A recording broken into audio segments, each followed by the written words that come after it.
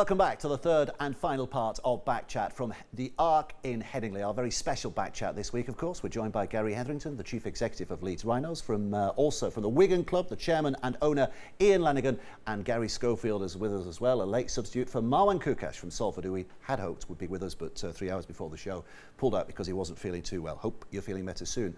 Marwan, big game for you this weekend, big weekend for you this weekend, the Challenge Cup final. Obviously, you laid the bogey last year with this generation of Leeds players. Generally speaking, is the Challenge Cup in the right place, i.e. at Wembley? Is that still the right place? And is it at the right time of the year, i.e. August, rather than late May or June? Well, certainly the right place. I think Wembley's iconic. It still there's a magic about Wembley, and I think for fans to be able to go to London and Wembley is terrific. And every player and every fan wants to go and see their team there. And so it's a very, very special, and it's still a very special day for Rugby League. One of the biggest days, of course.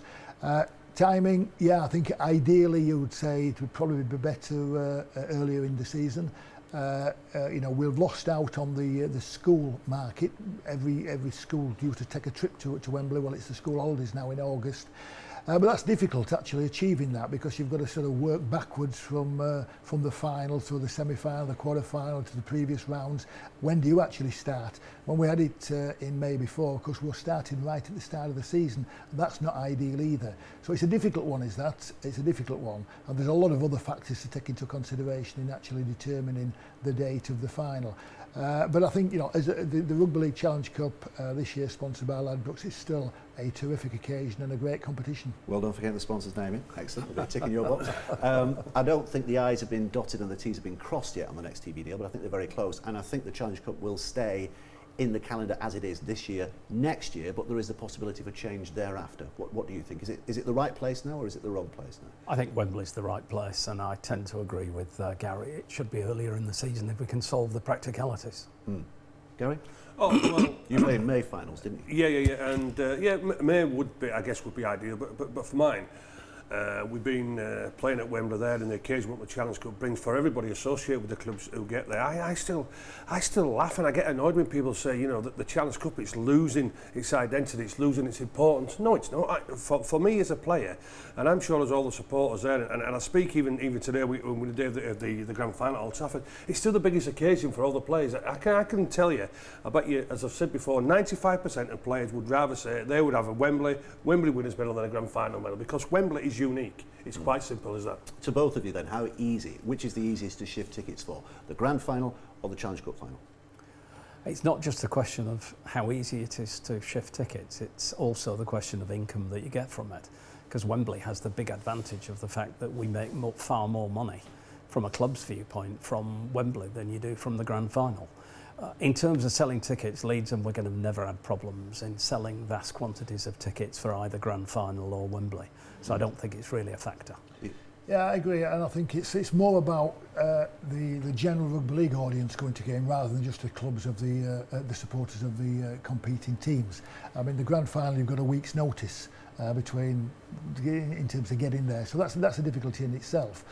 Wembley, we've got 4 weeks between semi-final and final, but we're taking hordes of fans to the capital on Saturday. We'll do the same if we get to the grand final at Old Trafford. Old Trafford is easier to get to, but of course Manchester doesn't have the magic of London.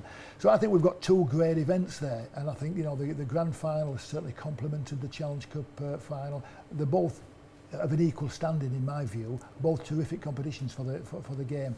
And I think we've now got other big events as well, like the Magic. Where do you fit the Magic in? If we, in terms of that's got to be fitted into the calendar as well, and that's going to grow and grow as it is indeed it is doing. So I think that there are some key challenges for the game, but I think it's just down to all of us to just work that bit harder to try and make sure that we fill the stadiums in future. Wembley will look good on Saturday. I think our ticket sales have been really strong. I think Hull Kingston Rovers have as well, and I think the game generally has got more appeal. So looking forward to a terrific occasion. I'll tell you what as well, you two guys, you know all the finances at the club. I'll tell you what, how pleased was Neil Hudgew? You know, when they beat Warrington in the semi-final, he'd have been thinking, geez, I tell you what, the chairman of Warrington, he's going to be getting about 250 grand, 300 grand because they're getting to Wembley. Tell you what, come 5 o'clock, he must have been smiling, fellas, mustn't he? Yeah, but you know, I mean, and Ian's talked a lot about finances, and it's, of course, absolutely crucial to the game that we can grow finances. But apart from that, it's the magic of going. Absolutely. You know, Hulkinson and Rose have correct. not been for 29 years. For Neil to be going as chairman of his club, and for any supporter of Hulkinson Rovers and player to be going, that's magic. You know, there's fans of sports clubs around the country who never ever get to see their team, their players in a final, or even a semi-final for that matter. The fans of Hulkinson Rovers and Leeds and all rugby league fans ought to feel privileged on Saturday to be at a terrific occasion. It is, and that's an override. That does override the absolutely. financial benefit. Let's not forget, probably the single most important factor is the viewing figures. Because it's on terrestrial television, it's the biggest possible exposure for rugby league. And I have to say, I thought the way that the BBC raised the game with the semi-finals in terms of the coverage was ultra professional. And Sky, who've been great supporters of rugby league for donkey's years now, and without them we would really be in a mess.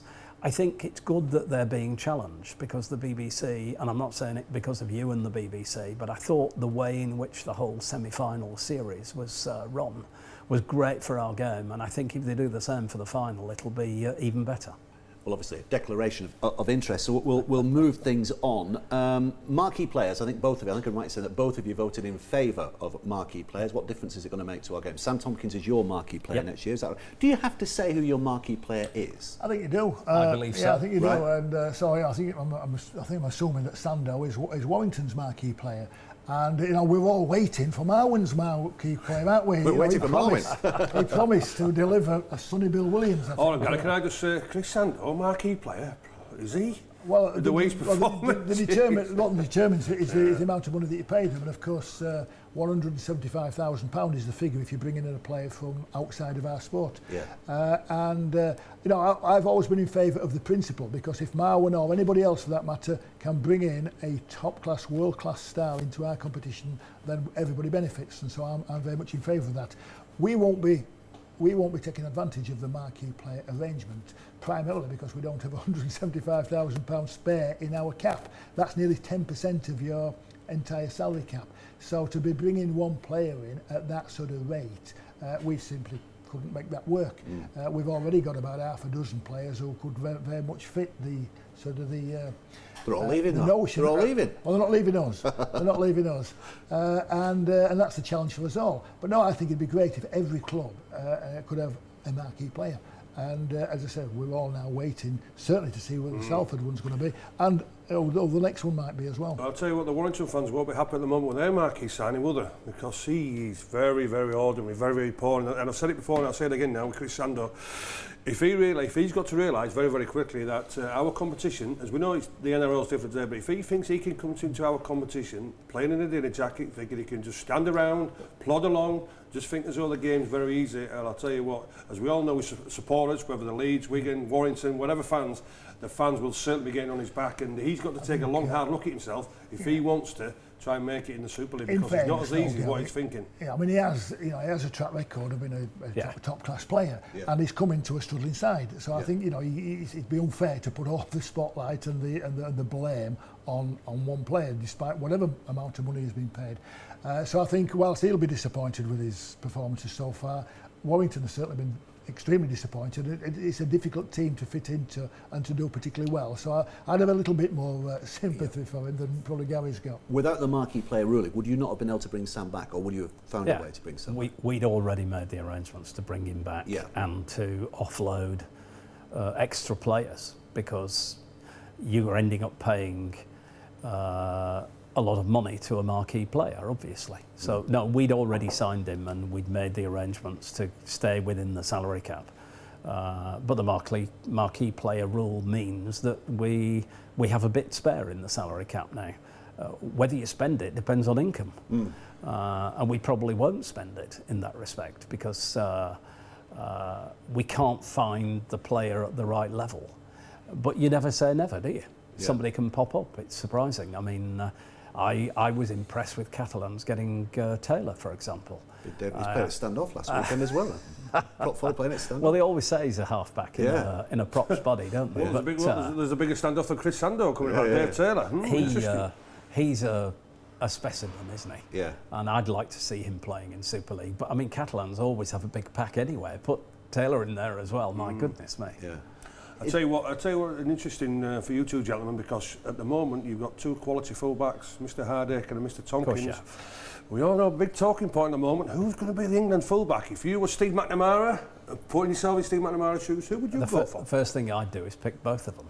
Then you work out where they're going to play. They're both good players. Yeah. I mean, Hardacre's been superb this year. Sam's a bit away and he's playing in a poor team that's not doing that well.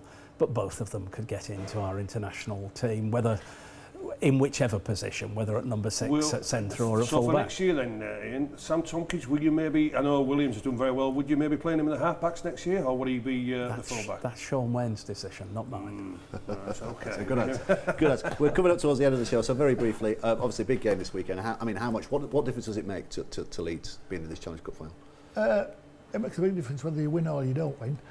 Emotionally and everything else that goes with it. So we're delighted to be part of the occasion. It's a magnificent occasion. Really looking forward to it.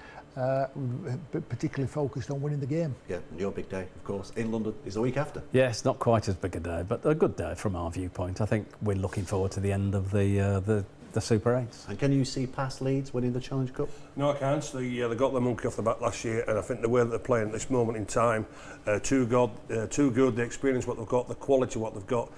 I think the Rhinos are going to win around about 36 points to 14 this weekend. Okay. Well, and I think that's exactly the same as Wigan thought back in the Sheffield days. 1998, yes it is. There's been a few of those over the years, hasn't it? Featherstone have blooded a few noses over the years as well. Anyway, gents, thanks very much indeed. Here's a quick reminder of what's coming up on this channel, by the way, in terms of the Australian Rugby League that you can watch over this next weekend. There's a nice warm-up for the Challenge Cup final itself. You'll have seen earlier today the Rabbitohs against the Broncos. Hope you enjoyed that game. But tomorrow morning, Manly Sea Eagles against the Roosters. What a game that promises to be, whatever the context of the league ladder at the Brookvale Oval. On Saturday, 3 games. The Eels against the Sharks, the Knights against the Bulldogs.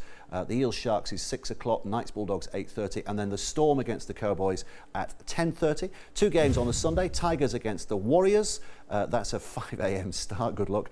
And then Titans against the Dragons is a 7 a.m. start. You might have been up all night celebrating your side's winning the Challenge Cup and you just fancy a bit more rugby league. And then on Monday, Raiders against the Panthers. That is a 10 o'clock kickoff on Monday, the 31st of August. Hope you've enjoyed our very special back chat this week. I have. Thanks to Gary Hetherington, the Chief Executive of Leeds, to Ian Lenigan, the owner and chairman of Wigan, and to Gary Schofield as well, who had just come in from the pub when he got the phone call at 6 o'clock this morning to tell him they had to come in and join on the show. Thank you very much to you. We'll see you next time. Goodbye.